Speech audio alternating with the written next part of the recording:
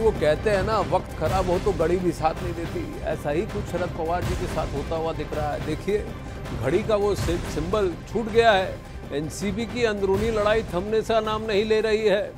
कल अजीत गुट को चुनाव आयोग ने असली एनसीपी माना था और उन्हें चुनाव चिन्ह दे दिया था।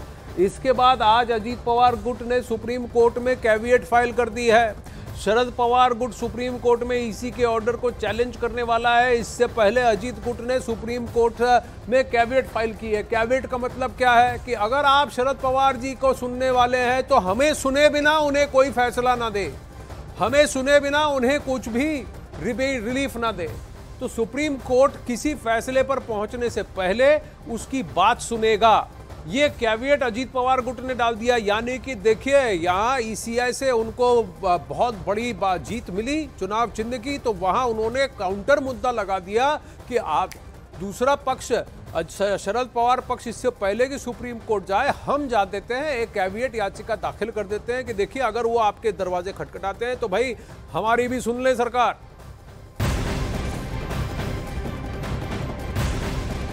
इधर मुंबई में एनसीपी दफ्तर के बाहर शरद पवार गुट के लोगों ने प्रदर्शन किया है। अजीत पवार और इलेक्शन कमीशन के खिलाफ नारेबाजी भी हुई। चुनाव आयोग के फैसले के बाद एनसीपी दफ्तर पर अजीत गुट का दावा भी अब ठुकने लगा है। वो दावा कर रहा है कि देखिए, जो बड़ा मेन ऑफिस है वो तो मेरा हुआ, खाली करिए जगह, ये जगह अब आपकी नहीं रही। चुनाव चिन्ह मेरा है तो पार्टी ऑफिस और कार्यालय भी मेरा हुआ।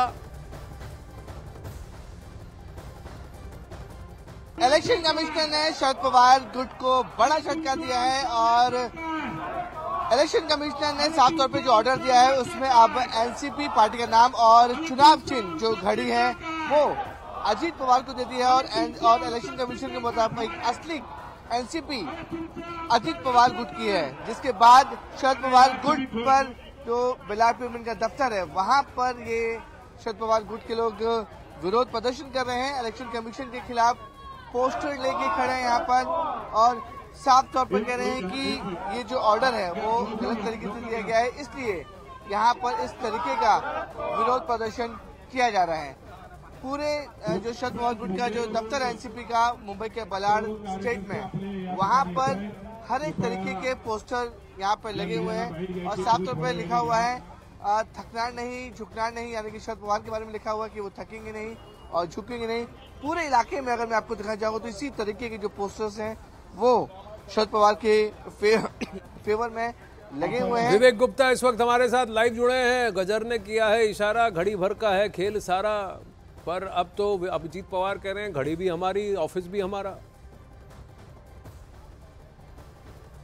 बिल्कुल सी आनंद, आपने देखिए शरद पवार गुट को बड़ा झटका लगा है और इसी वजह से जो कार्यकर्ता है जो यहाँ पे मौजूद हैं वो यहाँ पर नारेबाजी कर रहे हैं। सबसे पहले मैं आपको पोस्टर दिखाना चाहूंगा। देखिए, ये शरद पवार गुट के जो मेन ऑफिस है मुंबई के बलाड पियर में, जो एनसीपी का ऑफिस है शरद पवार गुट का, वहां पे ये इस तरीके के पोस्टर जो है वो पूरे इलाके में लगाए गए हैं। जो लोग यहाँ पे मौजूद है वो विरोध यहाँ पर कर रहे हैं और साफ तौर पर कहना है कि इलेक्शन कमिश्नर ने जो ऑर्डर दिए हैं वो उनके फेवर में नहीं है।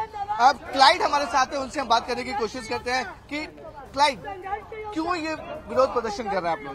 देखिए, ये कार्यकर्ता है जो आदरणीय शरद पवार साहब के साथ निष्ठावंत है। आप आज देखिए, अजीत पवार जिन्होंने ये पार्टी का चिन्ह और चुनाव ये जो हमसे छीन लिया, गद्दारी करके लिया। लेकिन ये तो इलेक्शन कमीशन का ऑर्डर है।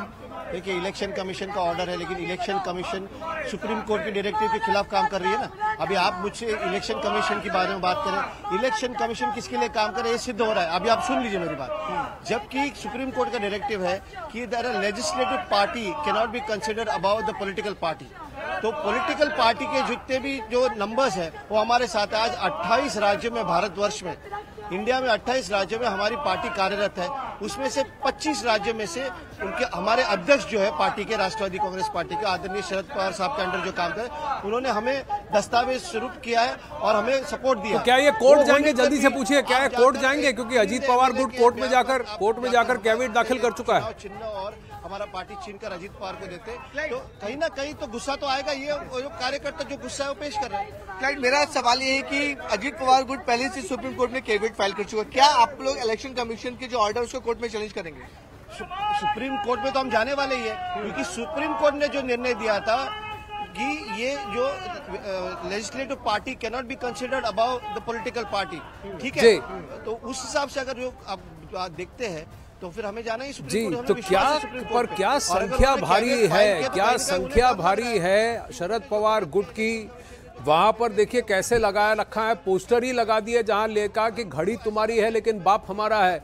ये इस तरह के अगर पोस्टर लग जाते हैं तो क्या वहां पर शरद पवार गुट ऑलरेडी घुटने टेक चुका है और घड़ी दे चुका है। अगर घड़ी सिंबल चला गया, चुनाव चिन्ह चला गया अजीत पवार के पास, तो कितनी बड़ी बात है ये समझने के लिए आवश्यक है, क्योंकि वहां पर चुनाव चिन्ह को देखकर मोहर लगती है, घड़ी पर मोहर लगाओ ये कहा जाता है। वहीं महाआघाड़ी में शामिल उद्धव ठाकरे गुट भी चुनाव आयोग के फैसले पर सवाल उठा चुका है। संजय राउत ने आरोप लगाते हुए कहा कि चुनाव आयोग केंद्र के इशारे पर काम कर रहा है।